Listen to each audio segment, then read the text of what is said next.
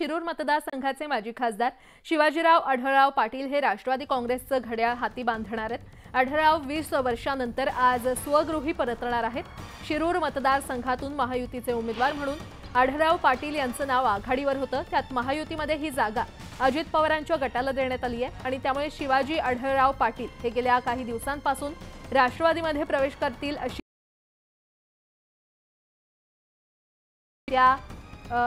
पाटलांनी खरं तर आज राष्ट्रवादीमध्ये प्रवेश ते पवारांच्या उपस्थितीमध्ये मंचाच्या शिवगिरी मंगल कार्यालयामध्ये हा पक्षप्रवेशाचा सोहळा पार पडणार आहे।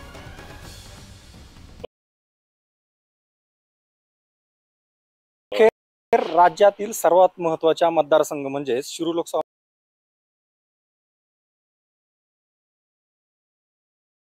तेच आता थेट अजितदादांचा उमेदवार म्हणून आजपासून पुढे येण्याची शक्यता आहे। खरं तर आज दुपारी हा प्रवेश होतोय। सुनील तटकरे असतील किंवा मंचरच्या सभेमध्ये दादांचा प्रवेश होतोय। दादा संपलेला आहे आणि तुम्ही उमेदवार असणार आहे। मागच्या 15 वर्ष तुम्ही याच मतदारसंघात काम केले आणि आता पुन्हा एकदा मागचा जो काही पराभव झाला होता तो पराभव कशा पद्धतीने दूर करण्यासाठी तुम्ही प्रयत्न करणार आहात? आजच्या सभेमध्ये काय नेमकं तुमचं मतदारसंघामध्ये काय नेमकं तुमचं बोलणं असेल, नागरिकांना काय साध असेल?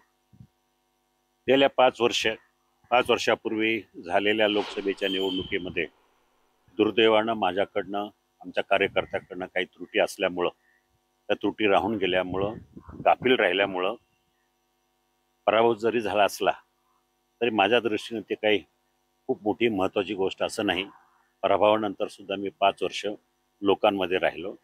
निवडून गेलेला खासदार जरी लोकांमध्ये नसला तरी मी लोकांमध्ये राहिलो आणि जनतेला हवी असलेली कामं मी करत राहिलो। त्यामुळं साहजिकच लोकांच्या मनामध्ये एक वेगळ्या प्रकारची भावना निर्माण झालेली आहे।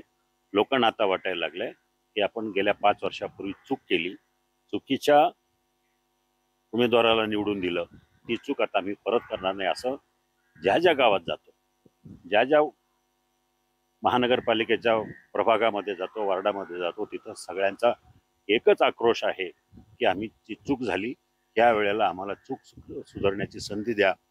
सुरुवातीला काही लोकांच्या शंका होत्या की मी उभं राहतो की नाही राहतो, मी म्हाडाचा चेअरमन झालो म्हणून मला तिकीट नाही।